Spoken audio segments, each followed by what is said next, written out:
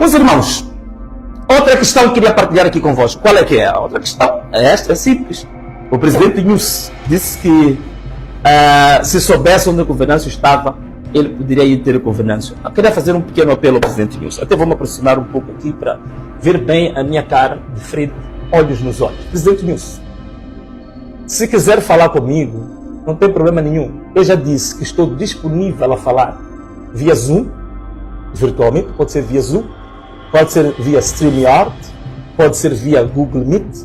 Há variadíssimas hipóteses e alternativas virtuais para a gente conversar. Se quiser que eu esteja presencialmente, não precisa ir à procura de mim. É só responder ao ofício que nós enviamos, responder objetivamente aquele ofício. Não há problema. Eu estou aí, eu consigo para a gente conversar.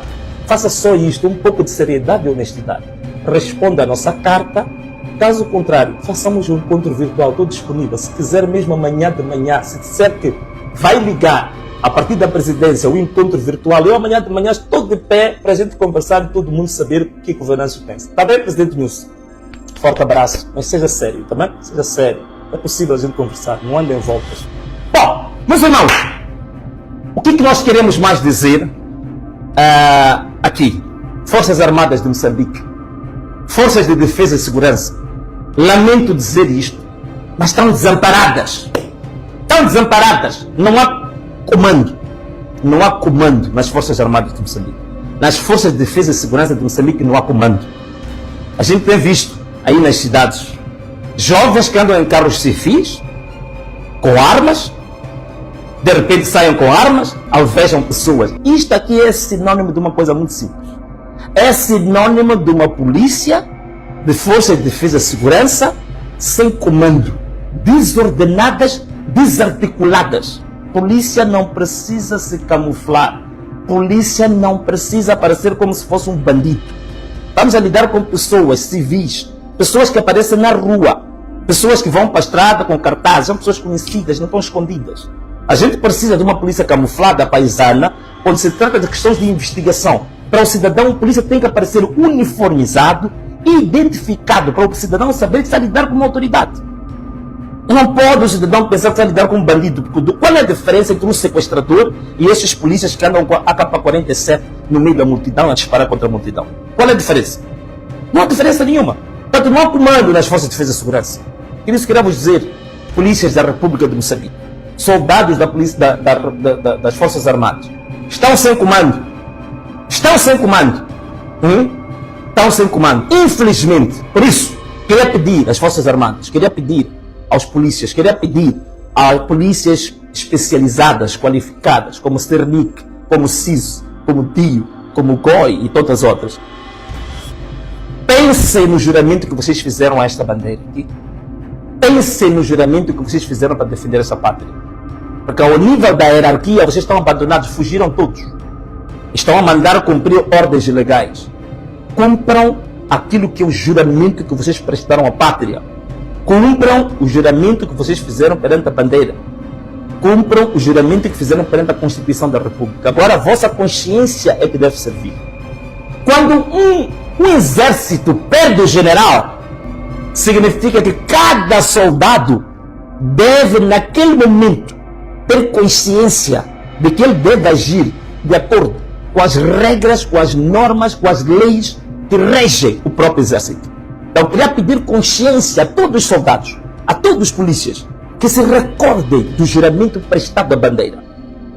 O juramento prestado à bandeira. Não hajam como alguns polícias que a gente tem visto, parece que se drogam, parece que andam a injetar. Agem como se fossem esquizofrênicos, dobrados, surmáticos. Não.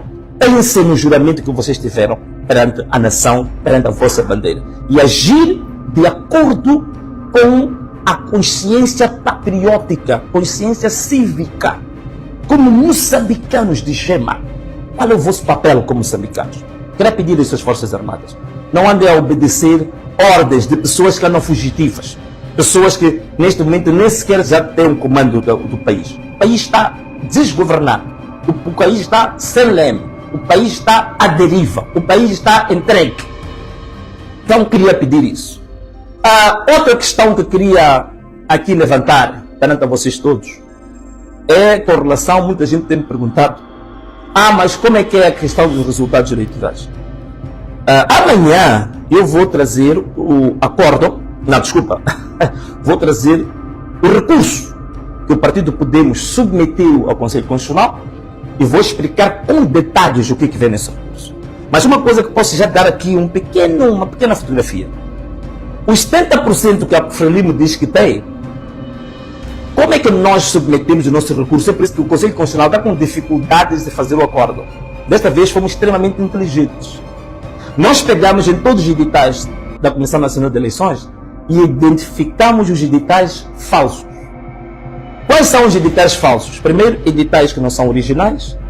Segundo, editais em que tinha assinaturas com o mesmo punho, com a mesma mão, que assinam por toda a mesa, todos os elementos da mesa, até para os delegados de candidatura dos partidos. É simples, mesmo uma criança de 5 anos consegue ver que é esta mesma letra que assinou em tudo. Então nós expurgamos, separamos todos os editais que eram falsos. E o que nós descobrimos? Descobrimos que 60% dos editais que a Comissão Nacional de Eleições usou para dar os 70% a Frelimo eram falsos.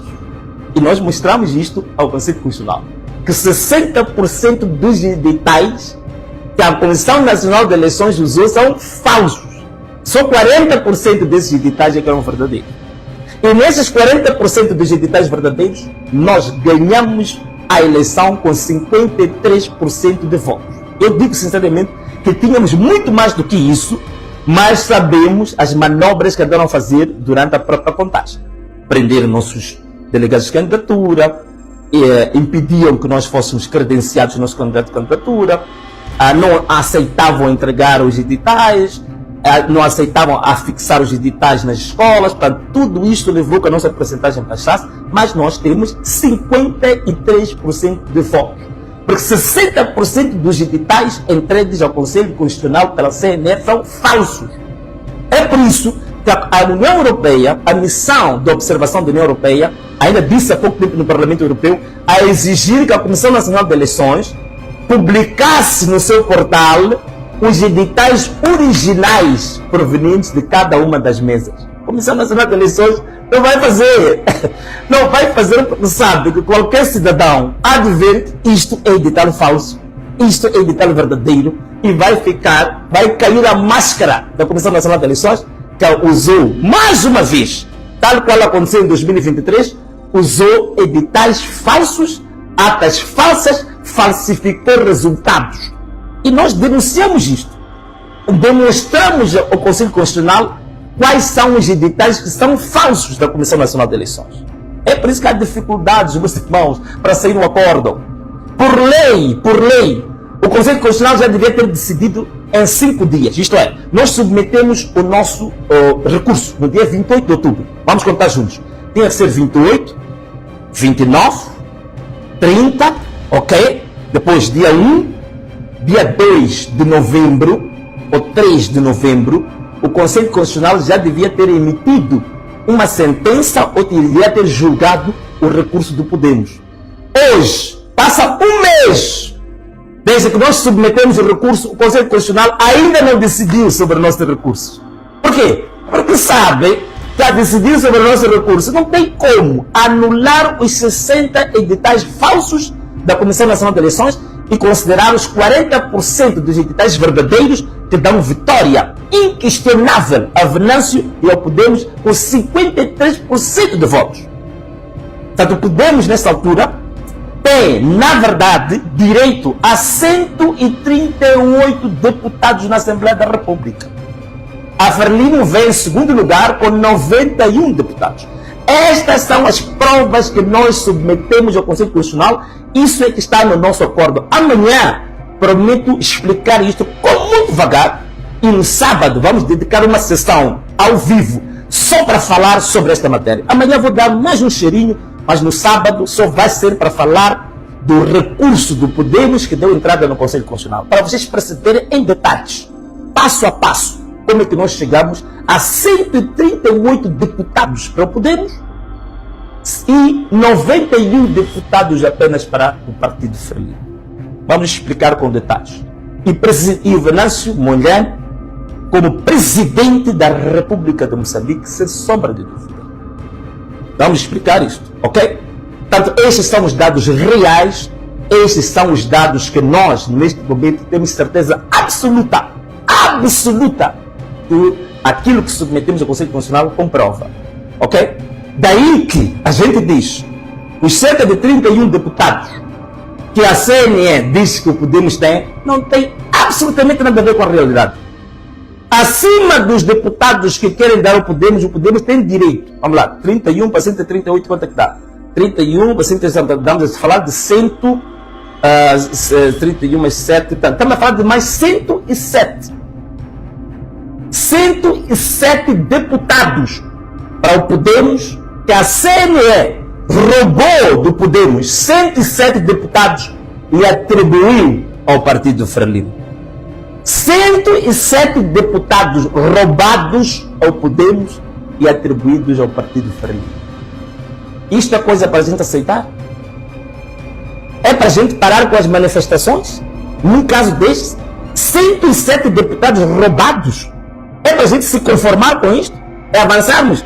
Só dizer que, bom, temos uma bancada, já é muito bom e tal, não sei o quê, vamos estar no Parlamento. É isto mesmo que a gente quer? É mesmo isto? Então nós não vamos parar com as nossas manifestações. Temos toda a certeza que a vitória é nossa, que o povo votou em nós e vamos continuar com as nossas manifestações. Por isso, queria pedir esforço e volto aqui a reiterar. Festas de Natal e as festas do fim do ano. Este ano 2024, meus amigos, vamos lá esquecer isso. Nós queremos organizar o nosso país. Queremos pôr o nosso país na linha. Queremos endireitar o nosso país.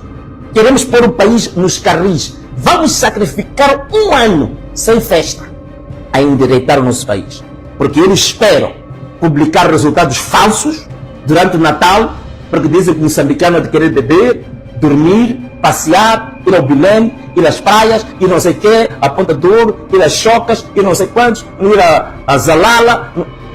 Nada disso. Não nos enganem mais. Não pense que o moçambicano é apenas um bom vivante que se engraça só com cerveja, carne e por aí fora. Não. O moçambicano agora é uma referência internacional.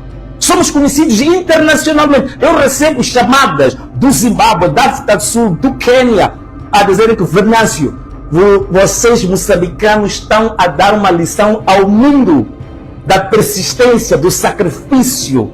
Estão a lutar pelos vossos direitos, estão a ensinar a África para se libertar dos governos corruptos em África, que dizem que trouxeram a independência, mas hoje mergulharam os seus próprios países na mais profunda corrupção, até se meterem em tráfico de drogas. Hoje, a maior parte dos movimentos nacionalistas que trouxeram a independência, hoje são os campeões do tráfico de drogas, são os campeões do tráfico de seres humanos, são os campeões da prostituição infantil, são os campeões do tráfico de armas, são os campeões do contrabando internacional, estão ligados às gangues internacionais, estão ligados à máfia internacional. Então dizem que vocês estão a dar um exemplo em Moçambique para nos libertar dos mafiosos da África, os que estão a enterrar a África. Hoje a África é um continente riquíssimo, um continente belíssimo, um continente com um potencial extraordinário, mas a vivermos como miseráveis por causa de alguns governos corruptos até os ossos. A corrupção desgentou até os ossos. Então alguma coisa temos que fazer, meus irmãos. Vale a pena passarmos Natal, final do ano, quando o nosso próprio país tem um cancro profundo por dentro. Não é preciso nós pararmos para tratar o cancro, fazermos a cirurgia para tirar o cancro que tem o nosso país, para depois vivermos o resto da vida livres e felizes. Não é melhor?